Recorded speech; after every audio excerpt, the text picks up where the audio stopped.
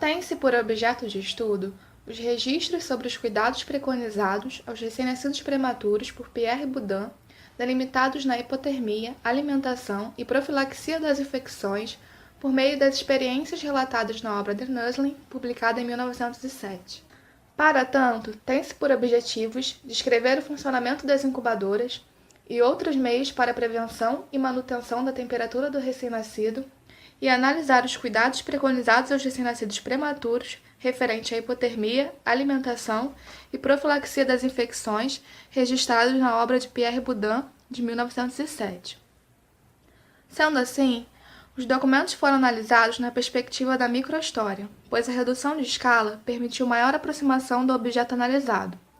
Nesse caso, a partir da descrição densa e da teoria de transcriação de Haroldo Campos, os registros de Boudin, as imagens, textos e gráficos de aderência trouxeram à tona quais eram e como se realizavam os cuidados com os prematuros no final do século XIX na França. Pelos registros da Sociedade Meteorológica da França, a temperatura em Paris, no inverno, oscilava entre -4 a 7 graus Celsius.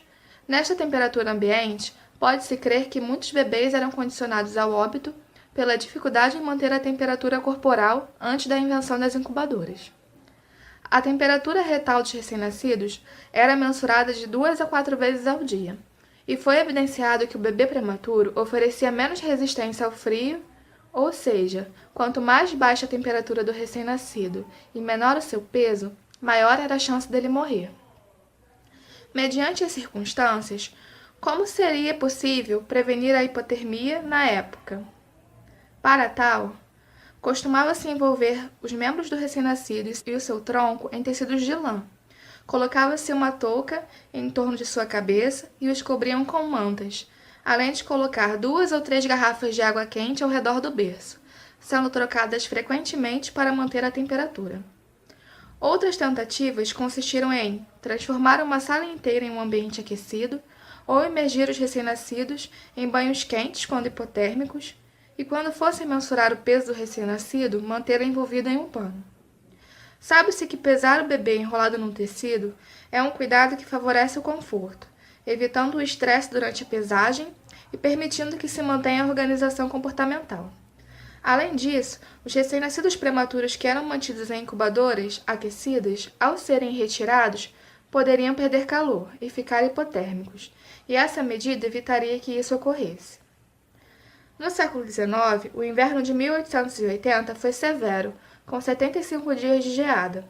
Pode-se constatar que a temperatura chegou a -11 graus Celsius.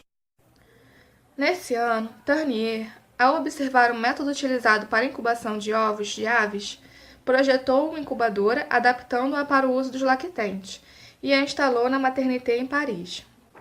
Essa consistia numa caixa de madeira com paredes de revestimento duplo, sendo o espaço entre elas preenchido com serragem para reter melhor o calor. Em seu interior, havia uma divisória na parte horizontal, na qual repousaria o bebê. No topo, havia um painel de vidro, que oportunizava visualizar o que ocorria em seu interior. Ele podia ser levantado e reposicionado à vontade, e era por onde retiravam a criança da incubadora quando necessário. A água das garrafas para aquecimento deveria ser renovada de 3 a 4 vezes ao dia, ou quantas vezes mais fosse preciso. A entrada de ar se dava pela região posterior da incubadora. Nessa lógica, o ar era aquecido pelo contato com as garrafas de água quente, feitas em cerâmica ou metal, e então era direcionado para o compartimento superior pela abertura na extremidade da repartição horizontal, e chegava à criança para aquecê-la, numa média de 30 graus Celsius. O ar deixava a incubadora por uma abertura na parte superior, que se assemelhava a uma pequena chaminé. A temperatura do interior da incubadora era mensurada pelo termômetro situado em sua lateral.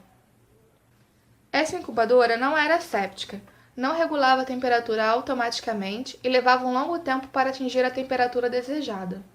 Também não possuía sistema para filtrar e umidificar o ar, e não era de fácil manuseio, tornando necessário pessoas experientes para o seu uso.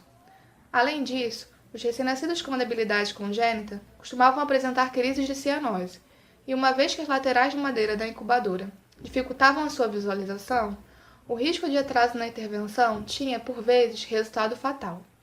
Em vista disso, concluiu-se ser necessária a observação constante, substituindo a madeira por painéis de vidro. Esse modelo era mais confiável, pois facilitava a supervisão ininterrupta do recém-nascido. O ar ambiente adentrava pela portinhola no compartimento inferior da incubadora e era aquecido pelas garrafas com água quente. Havia uma partição horizontal sobre a qual repousava o lactente, deixando um espaço na região anterior, pela qual o ar aquecido conseguia adentrar no compartimento superior da incubadora. Na região superior, na armação de madeira, existiam aproximadamente 5 furos para a saída do ar. O painel de vidro do topo era removível e próximo a ele ficava um termômetro de mercúrio para medir a temperatura do interior da incubadora. Contudo, a fonte estável do calor poderia expor os recém-nascidos ao risco de queimaduras ou hipotermia. Posteriormente, desenvolveram a incubadora Lion. Para manusear o recém-nascido, abriam-se as portas na parte anterior à incubadora, feitas de vidro para permitir a constante visualização. Por ser feita de vidro e metal, podia ser lavada e desinfetada com maior rapidez e facilidade. Nesse modelo, o ar do ambiente externo ao hospital era aquecido e, consequentemente, circulava em torno da criança. Para que o sistema funcionasse, era necessária a instalação de um tubo ligado ao teto do ambiente, conduzindo o ar externo para todas as incubadoras presentes no espaço, por meio de uma caixa fixada ao lado da incubadora. O ar era umedecido e purificado ao passar por uma camada de gaze sobre um disco com água ou solução antisséptica. Em seguida, era filtrado por gaze seca para reter a fuligem e outras partículas de suspensão do ar. A partir daí, passava pela parte inferior da incubadora, onde era aquecido para chegar ao espaço que ficava o recém-nascido. O aquecimento desse dispositivo era produzido por água quente, circulando dentro dos tubos de cobre no fundo da incubadora, e podia funcionar com lâmpada a óleo, gás ou eletricidade. Caso o interior da incubadora resfriasse, o termostato contraía, e a lâmpada ou gás era ligado para o ajuste. Uma das características desse tipo de aparelho, enfatizada pela imprensa médica, era não requerer cuidado constante e qualificado, por funcionar automaticamente regulando calor e ventilação. Nessa perspectiva, não precisariam mais do que uma mulher para alimentar e higienizar o recém-nascido. Nesse contexto, disponibilizaram a locação de incubadoras para usar em domicílio e ofereceram, inclusive, 20 aparelhos para serviço gratuito aos menos favorecidos. Entretanto, as oscilações de temperatura apresentadas nas diferentes estações do ano dificultavam a manutenção da temperatura dentro das incubadoras. No frio, exigia-se maior consumo de gás para aquecer o ar. Além disso, quedas e falhas na rede elétrica poderiam acarretar fornecimento insuficiente para manter a temperatura desejada. Adaptações na incubadora foram realizadas, e não se pode negar que as incubadoras permitiram maior sobrevida aos recém-nascidos pelos princípios de controle da termorregulação, evitando a hipotermia. No entanto, é o seu manuseio, aliado aos conhecimentos técnicos e científicos do cuidado, que permitiu salvar vidas. Nessa perspectiva, as exposições das incubadoras, bem como as suas publicações, podem ser entendidas como uma das maneiras de se manipular e conquistar a adesão da população ao serviço, no sentido de fazer ver e fazer crer que era possível que os prematuros sobrevivessem. Quanto à alimentação, sabia-se ser essencial para o desenvolvimento dos tecidos e produção de calor. Sendo assim, como os bebês congenitamente fracos eram alimentados? O incentivo à alimentação era justificado como redutor de mortalidade infantil, e os lactentes só eram autorizados a ter alta da maternité sob a condição da mãe amamentar ou ter disponível uma ama de leite. Por esta razão, utilizou-se a estratégia de estimular a lactação através da amamentação cruzada. Para saber a quantidade de alimento que os bebês internados haviam ingerido, pesavam-nos antes e após cada refeição e a diferença era registrada em cartão próprio, e no final de 24 horas somavam-se os valores para determinar a quantidade de alimento ingerido durante o dia.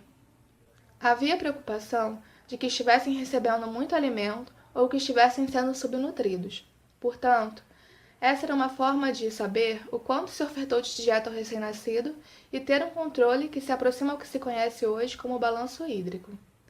Uma das maneiras para se aproximar do valor necessário de ingestão era por meio de um cálculo. Este era procedido da seguinte maneira: dividir o peso corporal por 5 e o resultado seria a quantidade de leite necessária para a absorção. Quanto aos intervalos, apesar das discussões, a recomendação era ofertar o leite a cada 1, 2 ou 3 horas, de acordo com o peso do recém-nascido. Por outro lado, para os bebês que não conseguissem mamar no peito, sugar ou deglutir, ou que apresentassem vômitos persistentes, uma maneira de ofertar o leite era a administração com colher via nasal. Pode-se ver que a colher era inserida na narina e não na boca do lactente. O instrumento utilizado trata-se de uma colher de metal, afunilada, e que apresenta sua ponta fina para facilitar a inserção na narina do lactente ao ministrar o leite. Com um guardanapo abaixo do queixo do recém-nascido e o mantendo num ângulo de aproximadamente 30 graus, inseria-se a ponta da colher na narina do bebê, inclinando-a quando necessário. Preenchia-se cerca de 3/4 da colher e esperava-se que o leite fluísse de acordo com as aspirações provenientes da respiração do recém-nascido. A criança deveria estar quieta e tinham que tomar cuidado com o desperdício de leite. Ao final do procedimento, limpava-se a narina com auxílio de algodão umedecido com água boricada. No entanto, não era fácil fazer essa limpeza. O leite podia ficar retido na parte superior da faringe e posterior da fossa nasal, inflamando as mucosas. Outro dado observado era referente aos sinais e sintomas de rinite aguda, por conta do leite descomposto na região nasal. Alguns bebês apresentavam broncopneumonia, cianose e broncoaspiração. Outra maneira de nutrir os lactentes era a gavagem com sonda nasogástrica. Consistia numa maneira de ofertar o leite ao recém-nascido que não conseguia sugar ou deglutir, geralmente indicado para os que pesassem menos que 1.200 gramas, pois nestes, as outras formas de alimentar poderiam inibir o centro respiratório, causando cianose. É possível identificar que, com uma das mãos, uma mulher segura o tronco do recém-nascido, mantendo-o num ângulo que parece ser de 45 graus. A sonda deveria ser umedecida com água e inserida na base da língua do bebê, sendo empurrada suavemente até percorrer aproximadamente 15 centímetros a partir da boca, para chegar ao estômago.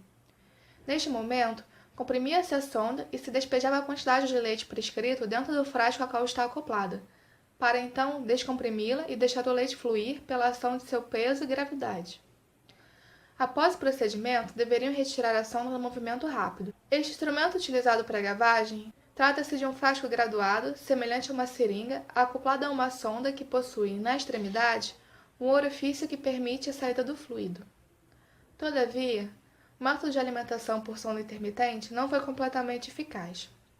Isto porque os tubos de borracha eram relativamente grandes e irritantes. Ademais, vômitos, por vezes, ocorriam na retirada da sonda, dificultando a administração de pequenos volumes em intervalos frequentes. Nesses casos, o brometo de potássio era útil quando o bebê precisasse da sonda, uma vez que reduziria a sensibilidade da faringe.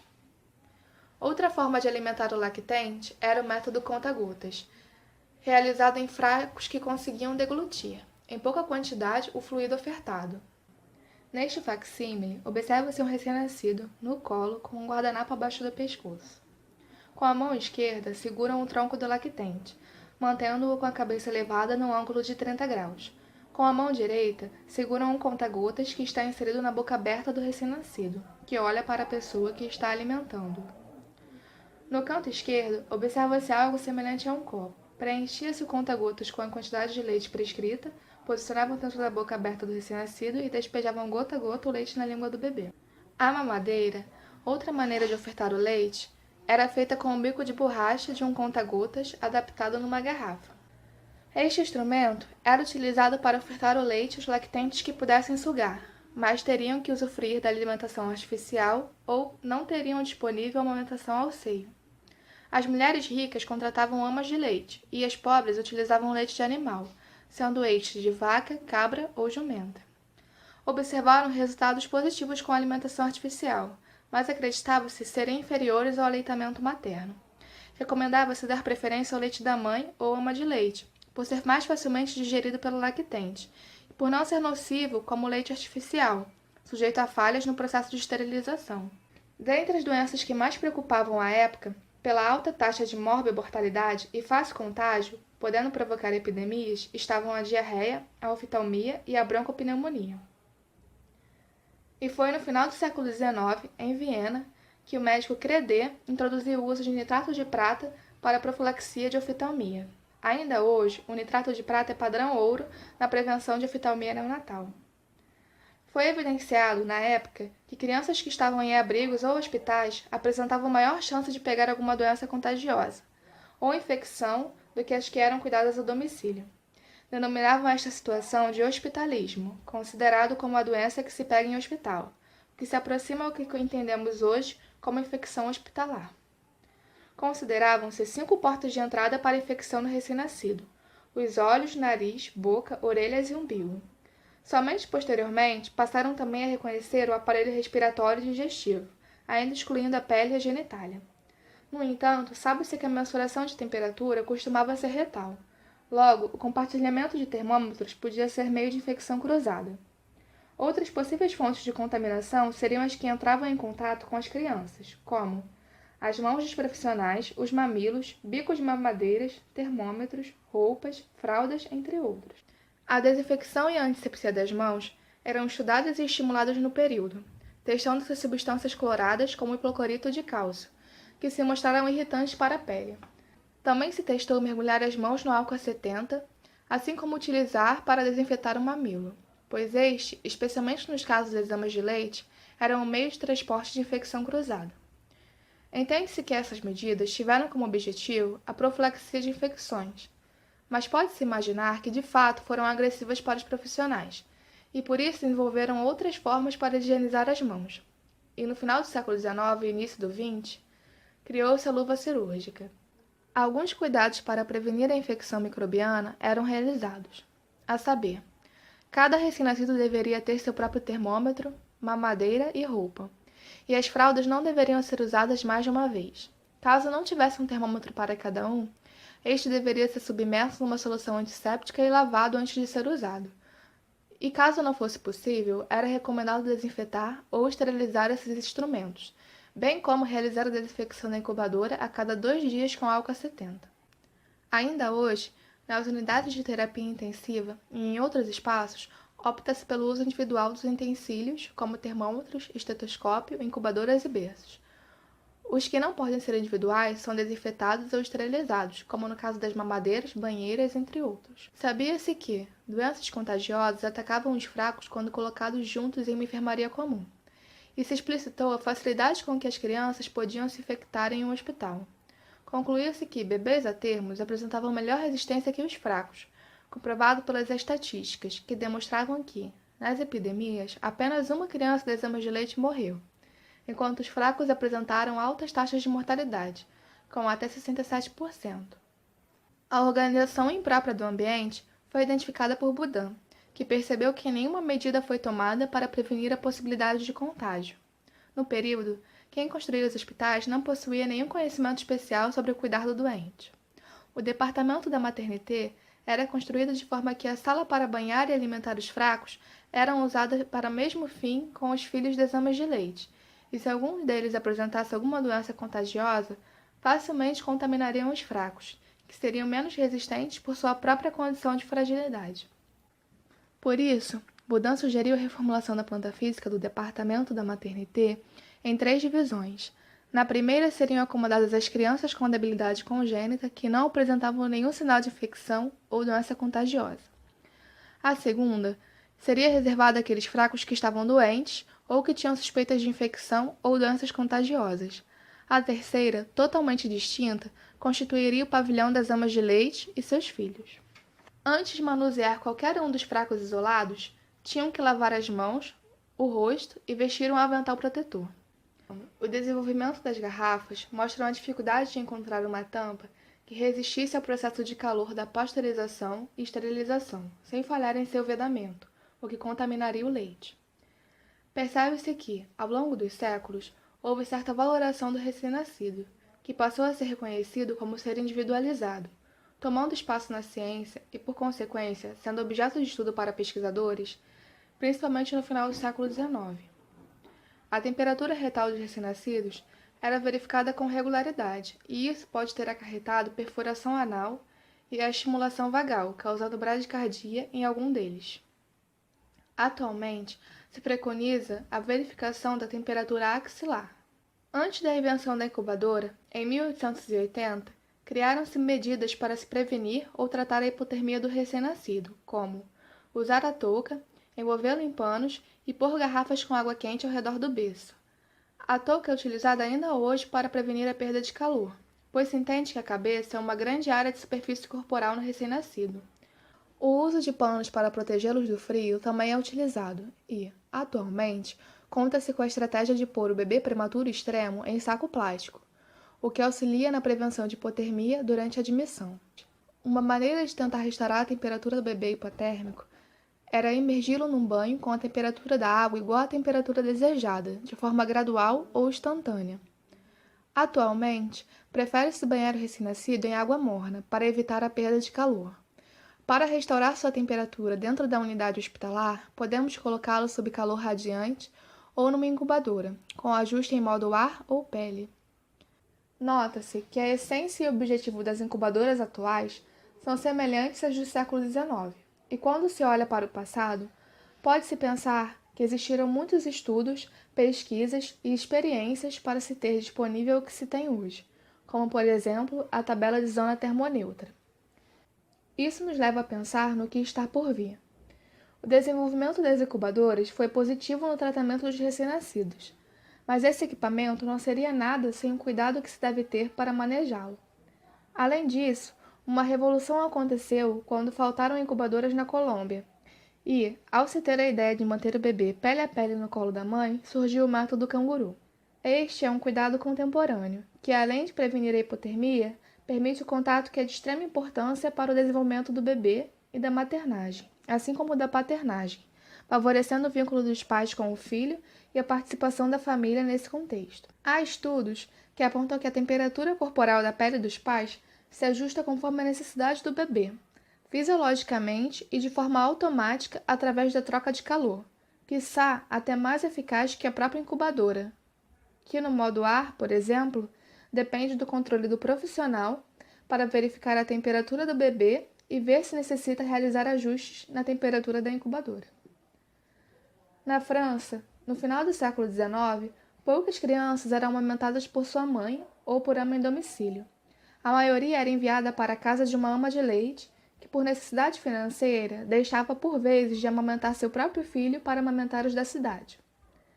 Isso porque, naquela época, a esterilização e a pasteurização do leite ainda estavam surgindo e, nesse momento, a alimentação artificial era perigosa, pois estava sujeita a falhas no processo de esterilização. Por conta disso, o incentivo à amamentação era justificado como redutor de mortalidade infantil, além de ser mais facilmente digerido pelo lactente. Havia preocupação de, enquanto o bebê estivesse internado na maternité e não tivesse força para sugar o seio da mãe, fazê-la manter a produção láctea amamentando outro bebê, com o objetivo de que, quando tivesse alta, pudesse amamentar seu filho em casa. Este cuidado ainda permanece. Entretanto, a amamentação cruzada não é mais recomendada, pelo risco de transmissão de doenças e infecções. Porém, existem outras formas de estimular a produção do leite, como a ordenha manual, o uso da pombinha e o próprio fato de olhar e tocar o bebê, sentindo sua aproximação com ele. Na minha experiência prática, percebo que, por vezes, subestima-se a importância desses estímulos, já que, com o desenvolvimento da esterilização e pasteurização do leite, assim como o estudo de seus componentes, há a possibilidade de se substituir a amamentação por alimentação artificial. Essa é uma escolha da mulher e não se deve julgar a mãe que não deseja ou não pode amamentar. Contudo, não existe o que substitua por completo os benefícios do leite humano e tudo o que envolve a amamentação ao seio materno. Por essa razão, devemos orientar e ajudá-lo nesse processo, especialmente aquelas que estão internadas e desejam manter sua produção. O banco de leite humano, dentro da unidade hospitalar, é um espaço fundamental, pois conta com recursos materiais e humanos para essa tarefa. As mães que têm o filho internado, que ainda não sugam e querem manter a produção de leite, podem ordenhar no hospital para que seja administrado ao seu filho e, quiçá, a outros bebês internados que precisam do leite. Existem unidades de banco de leite humano que aceitam doações e, inclusive, buscam nas residências das mulheres que se voluntariam a doar o leite por produzirem mais do que a necessidade de seu filho. Não seriam também essas mulheres uma espécie de ama de leite, por doarem o produto, o leite humano, ao banco de leite para distribuir a um recém-nascido que precise? E você, caro espectador, pensa que ama de leite é coisa do passado? Será que elas também permanecem em nosso cotidiano de outra forma? Em 2015, no hospital da China, uma enfermeira decidiu amamentar um bebê para acalmá-lo durante uma cirurgia. E o banco de leite humano? Será que surgiu mesmo no século XX? Ao que parece, surgiu antes, ao final do século XIX, quando na Maternité e na Clínica Tarnier, assim como em outros locais, estimulava-se a ordenha para ofertar leite humano ao recém-nascido. Nota-se que se preocupavam em manter a produção láctea da mãe e em se organizarem para, nas consultas de lactentes, acompanhar a amamentação, incentivando o aleitamento materno exclusivo e distribuindo leite esterilizado como complemento quando necessário. Além disso, criaram no Conselho Municipal de Paris uma comissão de leite em 1897 para avaliar a qualidade do leite vendido e distribuído no período e dar recomendações quanto ao seu uso. Para não correr o risco da superalimentação do bebê, preconizava-se que a duração de cada mamada deveria ser em torno de 10 a 15 minutos, e que mais do que isso poderia ferir o seio da mulher e ser prejudicial ao bebê. No entanto, atualmente, a amamentação ao seio é recomendada sobre livre demanda, preferencialmente exclusiva até os 6 meses do recém-nascido, recomendando-se ir alternando os seios a cada mamada. Vimos que entre os métodos de administração de dieta no final do século XIX estavam a amamentação ao seio, gavagem, via nasal com colher, com conta-gotas e com mamadeira. A gavagem era indicada para os bebês que não tivessem alimentação oral satisfatória e, em geral, pesassem menos que 1.200 gramas, que pelos indicadores deveriam receber a dieta a cada 1 hora de forma intermitente. Logo, se este bebê fosse alimentado por gavagem, a sonda seria inserida e retirada 24 vezes num dia. A retirada da sonda precisava ser rápida, pois poderia nausear e causar vômitos no recém-nascido. No período, e durante bastante tempo, não se tinha ideia de que o recém-nascido fosse capaz de sentir dor, por achar que seu sistema nervoso não estava completamente desenvolvido. Começando a haver mudanças nesse discurso a partir da década de 1960.